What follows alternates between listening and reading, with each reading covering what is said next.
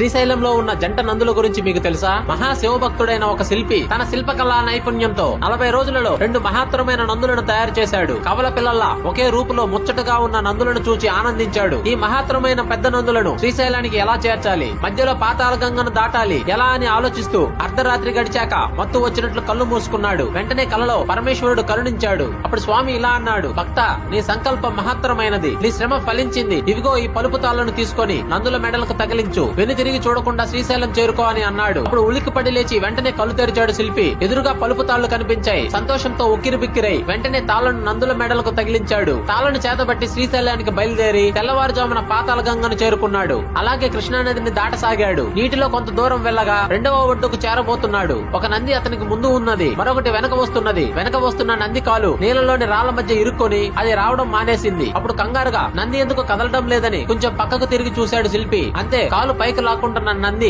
చైతన్యం కోల్పోయింది. మళ్లీ శిలలా మారిపోయింది. శిల్పి చేసేదేమీ లేక దానిని అక్కడే వదిలేసి ఒక నందితోనే శ్రీశైలం చేరాడు. ఇప్పుడు శ్రీశైలంలో ఉన్న నంది ఆ శిల్పి తయారు చేసిందేనని చెప్తారు. రాళ్ల మధ్య నుండి కాలు పైకి లాక్కుంటూ శిలగా మారిపోతున్న నంది ఉబ్బలి బసవన్న అని పిలువబడుతూ ఇటీవల కాలం వరకు భక్తులకు దర్శనమిచ్చేదట. శ్రీశైలం ప్రాజెక్టు వల్ల పాతాళ గంగలో మునిగిపోయిన నంది 700 అడుగుల లోతులో నీటిలో ఇప్పటికీ ఉందంట. హరహర మహాదేవ శంభో శంకర.